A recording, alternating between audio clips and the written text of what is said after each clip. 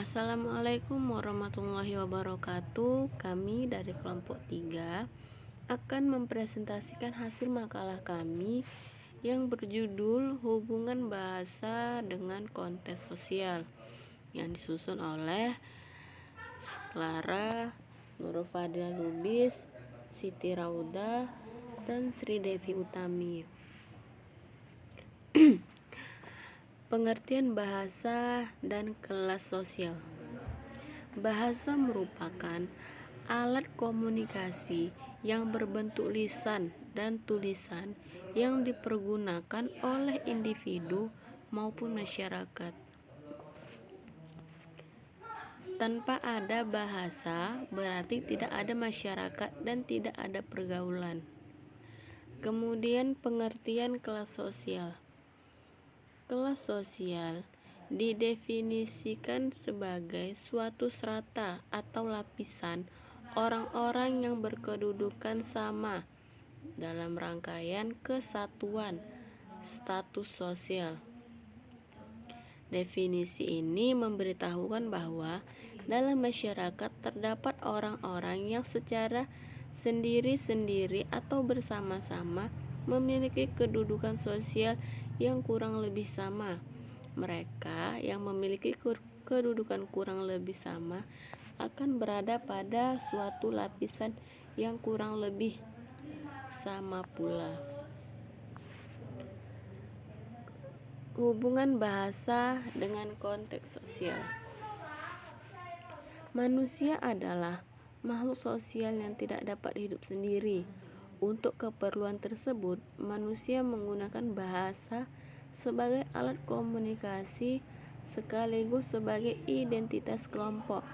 Hal tersebut dapat dibuktikan dengan terbentuknya berbagai bahasa di dunia yang memiliki ciri-ciri yang unik yang menyebabkan berbeda dengan bahasa lainnya. Hubungan antara bahasa dengan konteks sosial tersebut dipelajari dalam bidang sosiolinguistik, sebagaimana yang dikemukakan oleh Trudel bahwa sosiolinguistik adalah bahagian linguistik yang berhubung kait dengan bahasa, fenomena bahasa, dan budaya.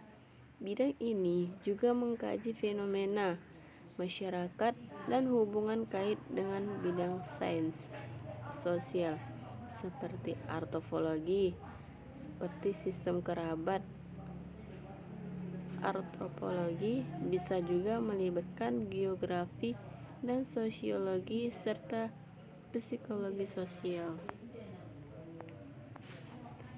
Jenis keterkaitan bahasa dengan kelas sosial. Ragam bahasa kelas sosial, khususnya Indonesia. Kelas sosial sekelompok pejabat yang memiliki kedudukan tinggi, tetapi ragam bahasanya justru non-baku. Salah satunya ragam bahasa mereka dapat dikenali dari segi lafal mereka. Contoh, akhiran kan yang dilafalkan ken. Kelas sosial dan ragam baku. Ada kaidah yang baku dalam bahasa Inggris. Jika subjek adalah kata ganti orang ketiga, tunggal, she, he, it, predikat kata kerjanya seharusnya menggunakan sufiks s. Contoh keterkaitan bahasa dengan kelas sosial. Yang pertama, misalnya si A adalah seorang bapak di keluarganya yang juga berstatus sosial sebagai guru. Jika dia guru di sekolah negeri, dia juga masuk ke dalam kelas pegawai negeri. Jika dia seorang sarjana, dia bisa masuk kelas sosial golongan terdidik. Kemudian yang kedua, dan jika pula si A adalah seorang guru yang suaminya seorang pejabat, jika dia seorang guru PNS, dia masuk ke dalam kelas pegawai negeri dan juga masuk ke dalam kelas istri pejabat. Ketika dia berkomunikasi dengan sesama PNS, bahasa yang digunakan akan berbeda ketika dia berkomunikasi dengan teman-temannya sesama istri pejabat. Kemudian keterkaitan bahasa dengan komunikasi. Bahasa dengan komunikasi sangat berhubungan. Dalam setiap komunikasi bahasa, ada dua pihak yang terlibat, yaitu pengirim pesan, sender, dan penerima pesan, receiver. Ujaran berupa kalimat atau kalimat-kalimat yang digunakan untuk menyampaikan pesan, berupa gagasan, pikiran, saran, dan sebagainya. Itu disebut pesan. Dalam hal ini, pesan tidak lain pembawa gagasan, pikiran, saran, dan sebagainya yang disampaikan pengirim penutur kepada penerima atau pendengar. Sebagai alat komunikasi, bahasa itu terdiri dari dua aspek, yaitu aspek linguistik. Kedua, aspek non-linguistik dan paralinguistik. Kedua aspek itu bekerja sama dalam membangun komunikasi bahasa.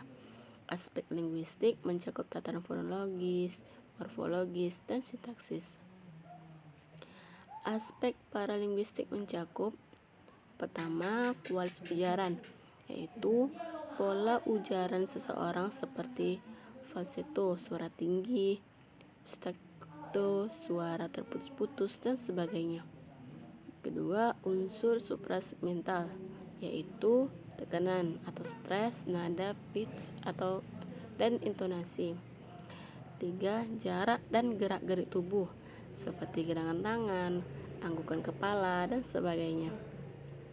Ketiga, rabaan, yakni yang berkenaan dengan indera perasa pada kulit.